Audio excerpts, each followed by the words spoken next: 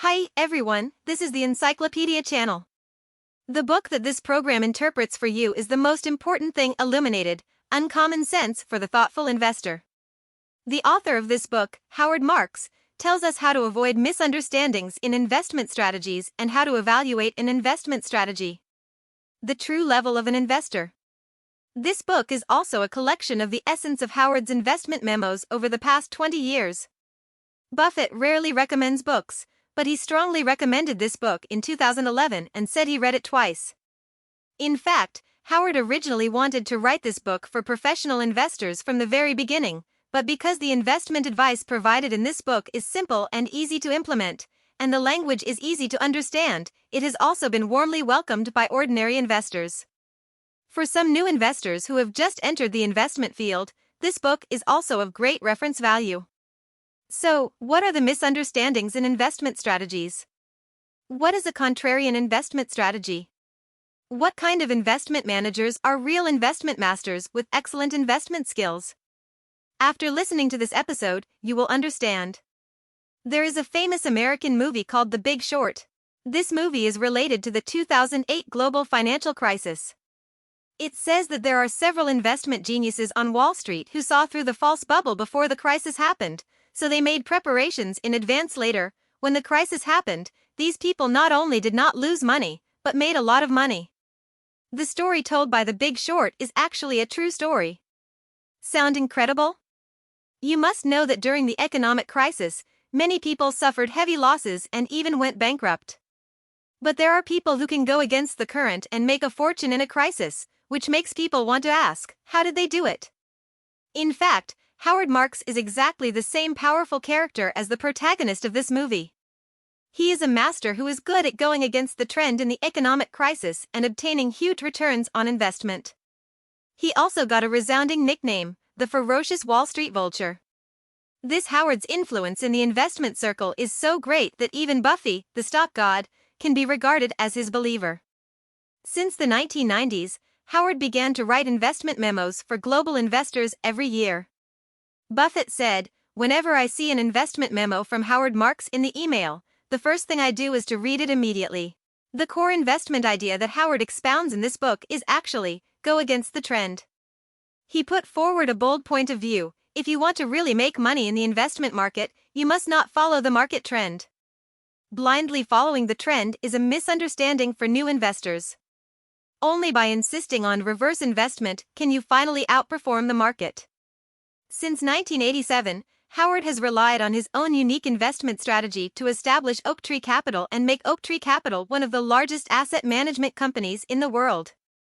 Next, we will focus on two parts for you. First, several investment strategy misunderstandings that the author believes, and the reverse investment strategy he recommends. Second, how to keep your eyes open to judge whether an investor is real or not. There are levels. First part. First, let's look at Howard's views on various investment strategies and what he thinks contrarian investing means. Speaking of so-called reverse investment, in fact, this term is already a well-known vocabulary, and many people may not be unfamiliar with it. Reverse, as the name suggests, it means doing the opposite. This principle is not complicated to say, but in the eyes of an investment guru like Howard, as an investment strategy, the connotation is not as simple as a sentence. Let's expand and talk about it.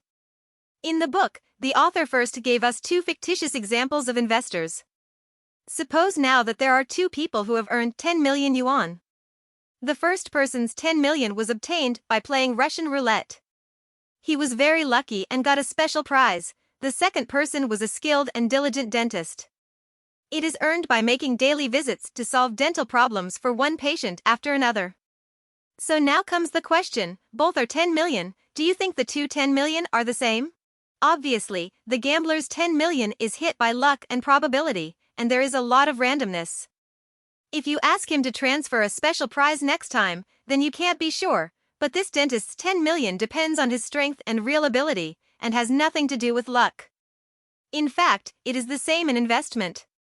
Regardless of whether everyone is investing, those so-called professional investment managers have exactly the same titles on their business cards, but in fact, some people are gamblers in the investment bureau, while others it's the dentist in the investment bureau.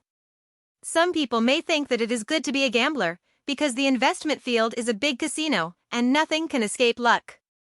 How can there be a dentist who wins entirely by strength? Some people think that gamblers are too risky, and it would be more reliable to be a dentist honestly. The author believes that the real contrarian investor in his mind is neither a pure gambler nor a pure dentist, but a dentist who knows how to use market laws in the game of gambling. What does it mean? The author suggests that we first look at how gamblers invest, and then look at how dentists invest. It will be easy to understand. Gambler-style investment is easy to understand. They believe that following the market trend can make a fortune through luck and timing. Take the Chinese stock market as an example. Many people may still remember the big bull market 3 years ago.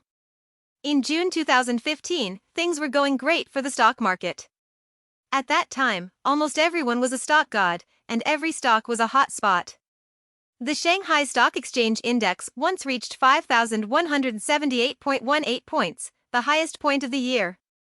Many people feel itchy at this time, thinking that it must be right to follow the market trend and invest in the big trend. Such a great money-making situation, if you don't seize the opportunity, wouldn't it be a waste of the money-making opportunity? Many people are eager to move with this kind of mentality, coupled with the advice and testimony of friends around them. For example, don't worry too much, now I can make money on everything I buy, and I have doubled my principal by 20 times, once or twice, 3 times. I finally couldn't help opening an account in the stock exchange and entered the market with the army of stockholders. However, we have all seen the final result. The stock market plummeted for 11 days in a row, and the SME and GEM fell even more, setting a record. Many people did not even keep their capital. After learning from the pain, many people calmed down later, remembering the old saying, when you find that the grandparents in the vegetable market start buying stocks, it will be bad. Go to the dentist again. Their philosophy is quite different from that of gamblers. They are very calm and sober. They feel that whether it is a bull market or a bear market, the market is always like a pendulum. When it swings to the highest point in one direction, it will definitely swing back.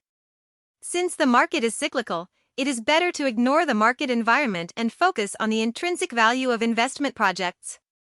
Therefore, dentists will do a detailed analysis and investigation of the company's basic situation, revenue, cash flow, hard assets, internal management, brand value, etc. Anyway, with one goal: buy good ones, buy valuable ones.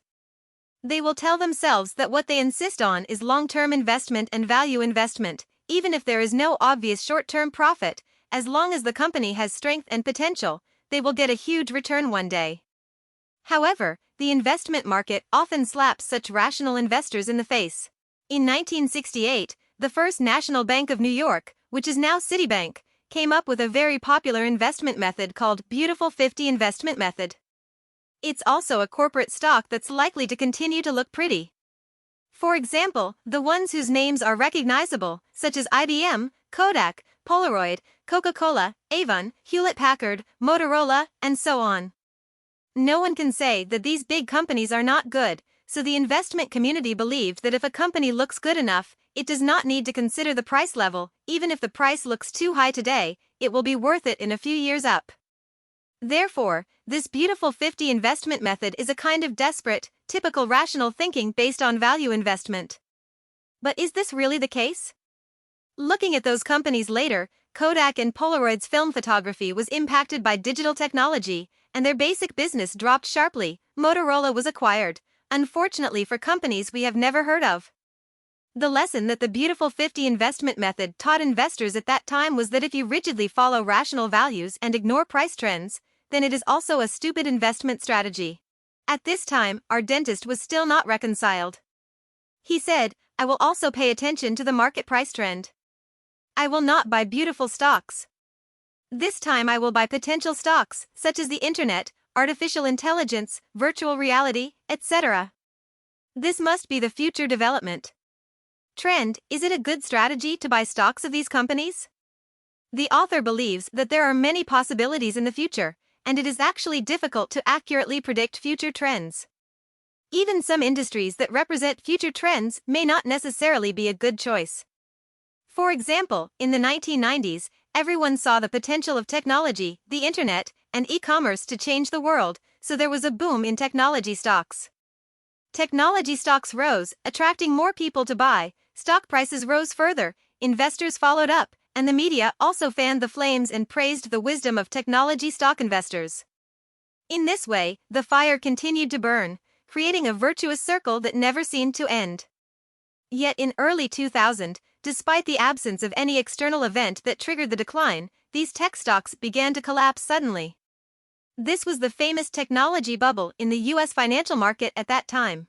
Therefore, it is also easy to make mistakes by keeping a close eye on these companies. The author believes that only when the price is lower than the value can it be considered a real potential stock, and it cannot be considered to have so-called potential just because its industry is advanced and represents the future trend. The above mentioned the erroneous investment ideas that the author believes should be avoided. One is gambler-style investment that blindly follows the market, and the other is dentist-style investment that ignores the impact of the market on prices and only focuses on intrinsic value. So the really smart reverse investment should follow the principle of starting from the price and maintain a high degree of vigilance for things that everyone recognizes. The author gives us his own personal example. Oaktree Capital, which he founded, is actually the largest non-performing asset management company in the world. Many people have concerns about non-performing assets and even fear to avoid them. Generally, everyone thinks that they dare not acquire a large number of non-performing assets at all, let alone get a return on investment from them. However, Howard did not think so. Of course, he understands how everyone views non-performing assets. For example, they think they are junk bonds, the risk of default is too high, and they lack the selling points of ideal investment, etc.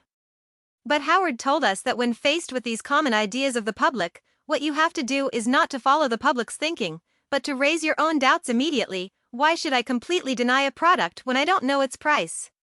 What about potential investment categories? Then, continue to ask, since no one is optimistic about it, is its price very low? Is the demand and price for it likely to rise in the future, and is it easier to perform well in this way? Every time you think about it this way, you will find that the cheap garbage in the eyes of the public does not mean that there is no good investment quality. This is the typical reverse thinking logic that the author believes. So in 1987, Howard and his partners established a fund to invest in distressed debt, which later became known as Oaktree Capital. This kind of reverse thinking played a greater value for Howard before the 2008 economic crisis. From 2005 to 2007, American society was in a stage where it was generally believed that there was no risk.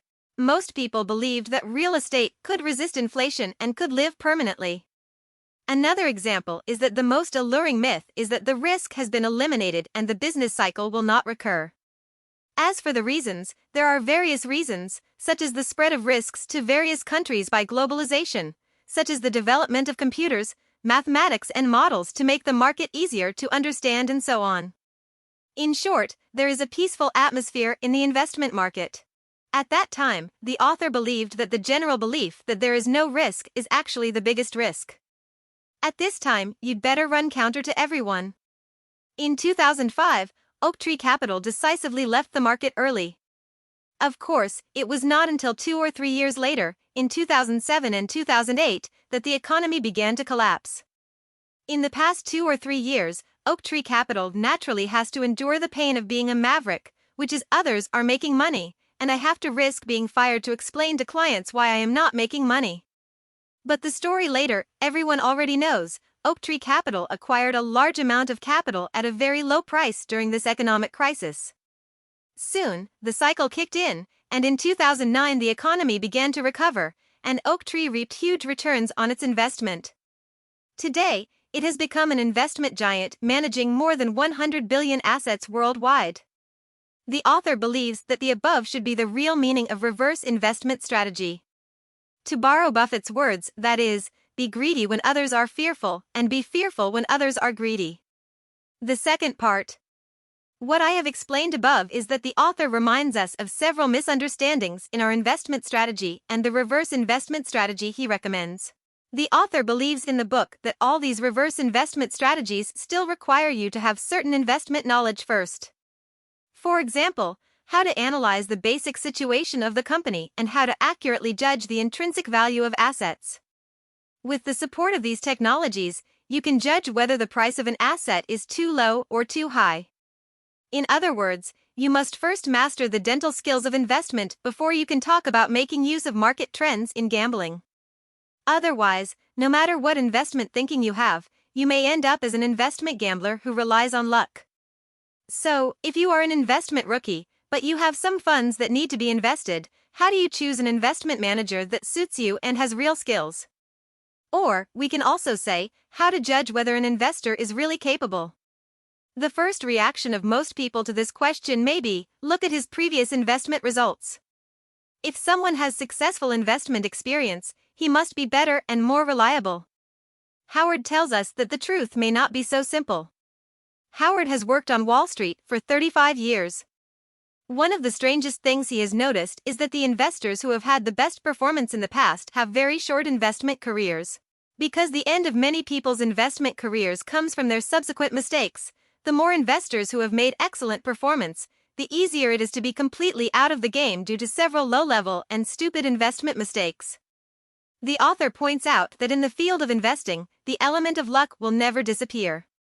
Many investment managers achieved beautiful investment returns that year, but in many cases it was just a little bit of luck. Regarding this matter, you must not think too complicated, it is really just luck. Therefore, in this matter, the author's suggestion is not to pay attention to the past investment records of investment managers, but to pay attention to how they achieve these records. How to do it? The author believes that it can be divided into 3 steps, and summarizes these 3 steps as knowing yourself and the enemy, and talking about the future. The first step is to determine your investment goals and risk propensity, that is, your confidant. Choosing an investment manager is actually the same as finding a partner. You have to know what you want in order to find the most suitable partner.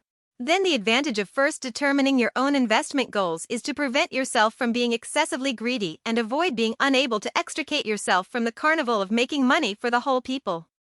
Many people think like this, well, if I can earn 8%, it's good, but 10% is better, 20%, 30% is even better. If you think this way, even if you understand the reverse investment just mentioned, if you don't use the right strategy, you will not have the heart to give up your immediate interests, and you will eventually put yourself at great risk. What should you think? Well, I hope to earn 8%, which meets my needs.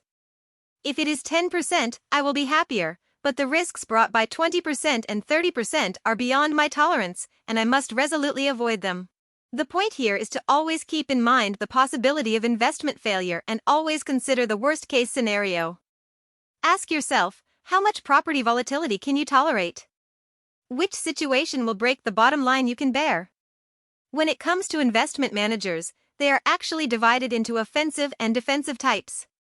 You should choose an investment manager with a suitable style according to your financial situation and your needs for being conservative or aggressive. The second step is to observe the other party's long-term investment performance, that is, to know the enemy. If the time is extended, many problems will naturally be discovered. Since the success or failure of short-term investment cannot explain the essential problems due to luck, we can only look at long-term performance. What do you think? It depends on his performance in markets with different investment styles from his own. For example, an aggressive investor earns more than others in a bull market, which is not a real skill, but in a bear market, if he can lose less than the average, that is a skill. For another example, a defensive investor can outperform the market when the market is performing poorly. Although he does not earn the most when the market is performing well, he can basically keep in line with the market. If this effect is achieved, it can be concluded that he has excellent investment skills. On the contrary, if the performance of an investment manager is consistent with the market trend for a long time, it can be judged that this is an investor with little technical content, and his income depends more on the environment and luck. Step 3. Ask him what he thinks about the future. People who are familiar with sales know that there is a skill in mobilizing others, that is, the more confident you say about one thing, the easier it is for the other party to believe you and buy you. So the investment circle is actually the same, it is full of such ambitious big flickers. They often pat their chests and swear to you to predict future trends and development prospects, talking gaudily. The author calls this kind of person the I know school. In the eyes of this kind of person, the future is knowable. The future with the greatest possibility will be regarded by them as the only future. Therefore, their investment often likes to put all their eggs in one basket. It seems that they have invested in many different projects, but in fact they are all the same in essence, and they are all based on their blind superstition about the future. And the other class of people is called the I don't know school. This kind of people seem to be unable to guarantee you anything, but they are very cautious. They will tell you that no one can predict the future, including themselves. In their eyes, the future exists in the form of probability. Therefore, they will analyze all possible future situations to you, and tell you which projects are in the diversified investment portfolio he considers, what possibilities are dealt with, and how to reduce risks as much as possible. Do you understand now? Ask the other person's views on the future, and you can immediately judge whether this person belongs to the school I know or the school I don't know. For the former kind of people, the author believes that we should try our best to stay away from them. In fact, this kind of people are not good enough. Now, let's recap. The core idea of the book explained in this program can be summed up in one sentence, which is to maintain independent thinking and be a reverse thinker rather than a follower of trends. In order to clarify the meaning of the investment strategy of reverse investment, the author first analyzes two misunderstandings of investment strategies for us. One is called gambler-style investment, which completely follows the market or luck. The other is called dentist-style investment, only rigidly focus on the intrinsic value, ignoring the law of price and the influence of the market on price. In the author's opinion, neither of these is a mature investment philosophy. If you really want to achieve reverse investment, you must have your own independent thinking ability, respect the price law, and be good at analyzing the changing trend behind the price. In addition, you must be vigilant enough to what everyone is talking about and thinking about, ask a few more reasons before investing, and don't blindly follow the crowd. As the saying goes, I am greedy when others are fearful, and I am fearful when others are greedy. It is a very good thinking style. So for newcomers in the investment field, when you need an investment manager, or when you need to judge whether an investor is reliable, the author suggests that you pay attention to 3 points. First, think clearly about your own investment goals and your loss bottom line. Secondly, don't pay attention to investors' past investment records, but look at how they achieved these records, especially what kind of performance this investor has in various market stages with different trends.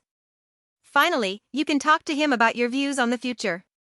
If this person is swearing and convinced about the future development, you must stay away from this kind of investor, and don't be fooled by his foolishness. This is the end of this episode of the show. What do you think about it differently? Welcome to leave a message to discuss with everyone. Hey, if you like our channel, please subscribe us. Haha, remember to like it.